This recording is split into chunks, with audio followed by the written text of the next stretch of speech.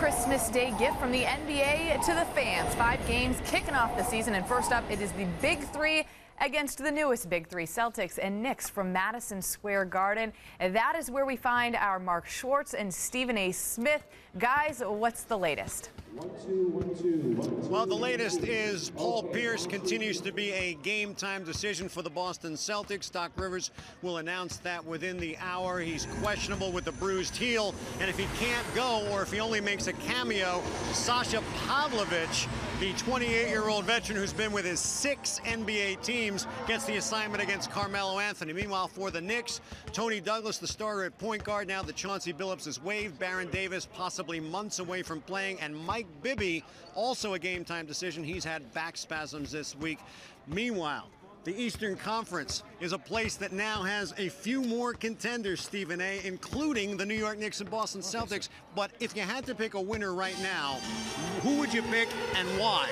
Well, I'd pick the Miami Heat simply because, number one, LeBron James has got something to prove. He's got to make amends for his performance in the NBA Finals. We all know that. We know Dwayne Wade's a superstar. We know what Chris Bosh can do. And keep in mind, not only did they acquire Shane Battier, but they also got Eddie Curry. Now, I know in New York it's almost blasphemous to mention his name, but he can actually play, and if he gives them anything, you got a 7-foot, 290-pound dude in the middle. That's going to help the Miami Heat. Does the Rip Hamilton move pull the Bulls closer?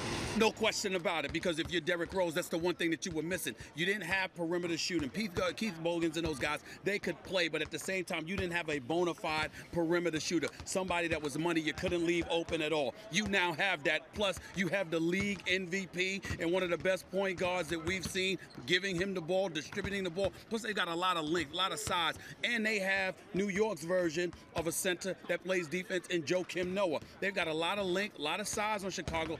We know what they've got in an electrifying point guard in Derrick Rose. Now they got a big-time shooter in Rip Hamilton, who's championship tested. He knows what he's doing. His intellect, his basketball IQ is off the charts. Big-time move for them. The 2 teams playing here today, name one variable for each that will determine their success this year. Rajon Rondo's health in Boston.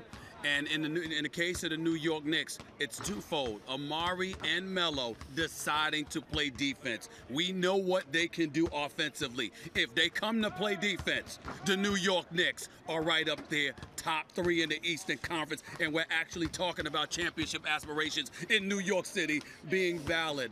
Oh, my goodness. It's just special. Boston coach Doc Rivers says that the addition of Tyson Chandler changes the culture here in New York the way Kevin Garnett did so in Boston. For Stephen A. Smith, I'm Mark Schwarz. Tip-off scheduled for noon here at the world's most famous arena.